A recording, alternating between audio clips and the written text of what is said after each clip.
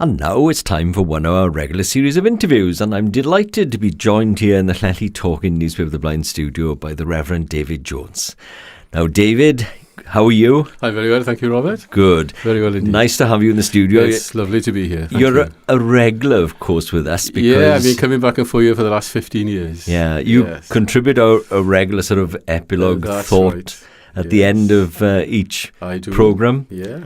And you've been doing that for how many years now? Well, 15 years, actually. 15 years to last year. And when John Williams asked me to do it, I said I'd do it for a few months, following the illustrious steps of the Reverend Dewi Davis, of course, who was here for many, many years.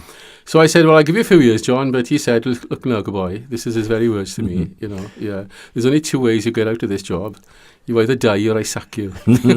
Well, that's our inimitable secretary, that's right. John C. Williams. Exactly. And here I am 15 years later. Yeah, and you're still with us. I'm still with you, yes, I suppose. And like the poor, I'm always with you. I thought it would be nice, actually, in this edition, because we hear your voice every edition, but perhaps the listeners don't know too much about you, and it would be nice to sort of delve into who is David Jones. Oh, good gracious, I hope we don't go back too far. Well, I was born here in Llanelli, in Seaside. I was brought up in Llanelli. I've lived in Llanelli all of my life, other than the 3 years I went to Cardiff to do my theological degree. So really, yes, I am. I've always lived in Llanelli, and here I suppose I will be now. Are you a seaside boy or what? Yes, I was born in Seaside, and Seaside very different to today. We used to swim in the docks till October. Customers' Bank had just been demolished. That shows how old I am. And the stamping works was in full flow. You know, I have memories of people passing our house, going to work early in the morning, and when the hooter went, coming back for lunch, when the hooter went again, back for the afternoon, and then hooter for the close of the day. Yes, they were lovely days, close community, lovely people. So that's the sort of tail end, really, of Tinopolis, isn't it? I'm afraid so, yes, that's it. It's long gone now, of course. Yeah. But you don't go swimming in the North Dock No, I don't go swimming anywhere anymore. It's not a pretty sight, let me tell you. So where did you go to school then, David? Well, I went to Lakefield School, and then I failed my LEM+, of course, and went to Coes Hill Secondary Modern Technical School. Good school. Yeah, and then told by the headmaster when I was 15, well, we've done all we can for you, good boy, go and find a job. You know? So I ended up working in Fishers then. So Fishers is Austin Rover, sorry. Austin Fisher and Rover. Lloyd at the time, and I had 22 happy years in Fishers. Yeah. Very good years, good friends there as well. And that's the factory site now, which is now the Calsonic, they call it, is it? Next door to Calsonic. It's Camford. Camford Press. Right. Yes. So it was that factory. It was Fisher and Ludlow. It was employing about 3,000 people in the heyday. Yeah. 3 shifts going, and it was quite a hub of industry. And I started there as a 15-year-old, and I stayed there till I felt the call to the ministry, and after 22 years, Right. Yeah. So you spent basically 22 years on the factory floor then? And I did. I worked in Austin Rover in various jobs there over the years. Yeah, and I enjoyed it. I really did. Okay. Obviously, you had this call in to the ministry. Yes. I mean, you started off early in life, I assume, going to chapel. Where did you go? Well, yeah, we used to go to Bethel in Seaside, and there again, that was quite a big chapel at church in its day, and lovely people. I got involved in, I actually played the organ there for many years. I was the organist as well. So I was highly involved in church work, but I always felt this calling, really. But of course, when I got married then, we had 3 children. It didn't seem practicable, but doors seemed to open, and I had the opportunity of going to Cardiff in the Cardiff Baptist College, which is part of the University of Wales, and I did my degree then. And lo and behold, the unthinkable, I came back to my hometown. You know, it just happened like that. Because there was no guarantee if you went to Baptist College, you could have been anywhere. Well, it could be called anywhere. Yeah. I did go up to North Wales a couple of times where churches looked at me with a view, but I don't think they could understand a word I said. Well, we're lucky we understand it. Yeah, that's right. The North Wales is a lost cause. Right. So, and I came to Greenfield as part of my training to do a summer pastorate, they called, where I was there for 6 weeks in the summer period, and well, I found my home there really, and they called me, invited me, and then I came here in September 1989. Right. So really, it's been 22 years in industry. I've been more than that period. Sorry, 22 years in industry. So 22 years, 23 years now in the ministry. In Greenfield. So it's been I mean, it's quite unusual to stick to one chapel, isn't it, in a way? But it's very unusual, yes. But I've loved my years there. The people are so nice, and I've had a great ministry there. I've been supported 101%, and so I've never felt any sort of desire to leave, really. No. And you'll keep going for a few years yet, I'm sure. Yes, I've got a few years left in me, I think. So unless John Williams sacks me, I'll be here for a while. And if you're listening, John Williams, take the hint. He will be listening, I'm sure, and expect a letter in the post. But we're obviously very grateful for your contribution to this Talking Newspaper service, and you were grateful, and I assume you enjoyed doing it? Oh, yes, I thoroughly enjoyed doing it, and I'm fortunate enough where you gave me an invitation some years ago to write a piece of the Llanelli Star, so it seemed to link up. The message then is on our church newsletter, so it goes, the thought is not only here, it goes on the Star, it goes in our church newsletter, and so I'm very pleased, really, that I have the opportunity of doing it, and as I said, I've made many friends here over the years. It's been good.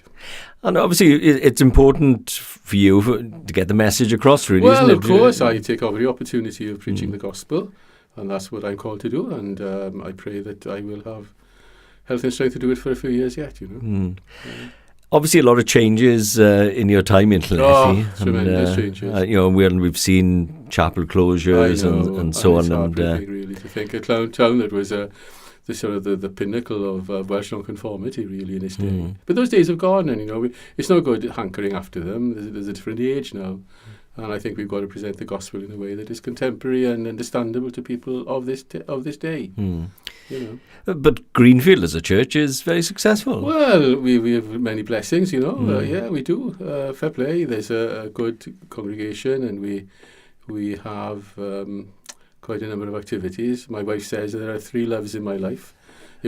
Greenfield, my little granddaughter and her. So there you are, they come in that order. Right. And of course, your wife, Yvonne, she still works at the library? No, she's retired. Life of luxury now, Robert. Yeah. And since she's home, my life isn't the same. Where you going, when you're coming back. All that sort of thing. Keeps an eye on you. Keeps an eye on me, I tell you. Where is my wandering boy tonight, she often says. And the 3 children?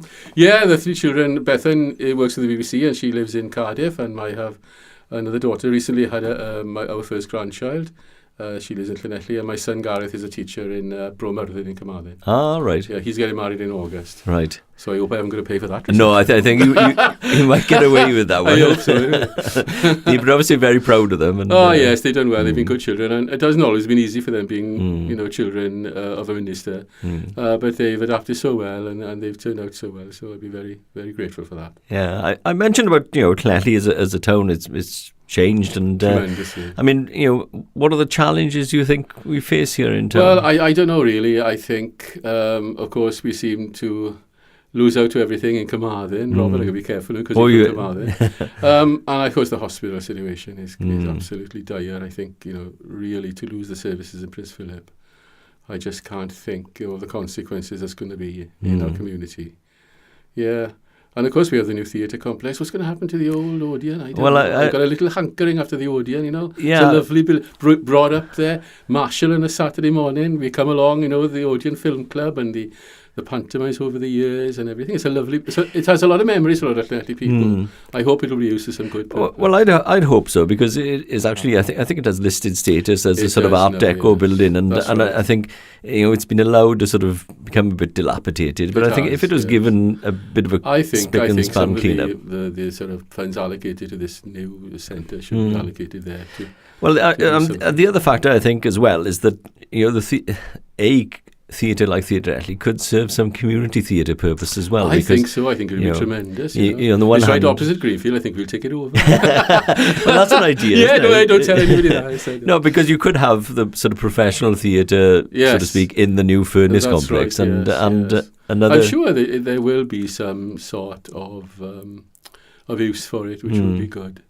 Yeah, but it is. I think that's another major change coming up, of course.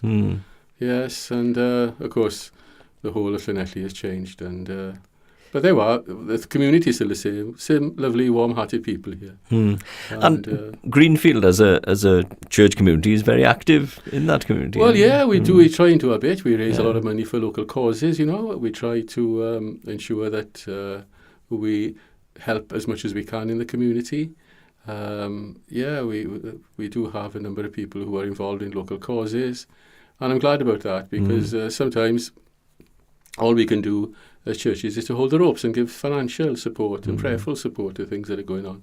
Plus, we haven't got the expertise to do what we'd like to do, but we can support and give help. Yeah. As we are led, I believe that's part of our mission, Yeah. But you have a busy schedule at Greenfield, don't you? You have services on Sunday school. Yeah, so we get plenty going on in the morning, and then I'm normally out preaching in the afternoon, mainly in Five Roads, a lovely little community there in Rehoboth again, and back in Greenfield in the evening, and then there's all sorts of things on in the week. We got a very good Tuesday morning service, which invites people from the community in for a service and a cup of coffee downstairs. We can have sometimes up to over 100 people in that. Right. And then we have a monthly cake stall, which raises a lot of money for local causes. So it's going well. And then, of course, there are Bible studies and choir and youth work. And so, like many other churches, we're doing our best. Good. Excellent. Well, David, it's been a pleasure talking to you. Well, it's been lovely to speak to you, Robert. And we will be hearing from you a little later in the programme because you'll do our regular epilogue slot again. Unless John Williams comes and sacks me in the meantime. No, you're okay. You're safe with us. I think so. I hope so, anyway. Thank you very much, Reverend David Jones. Thank you very much, Robert. Thank you.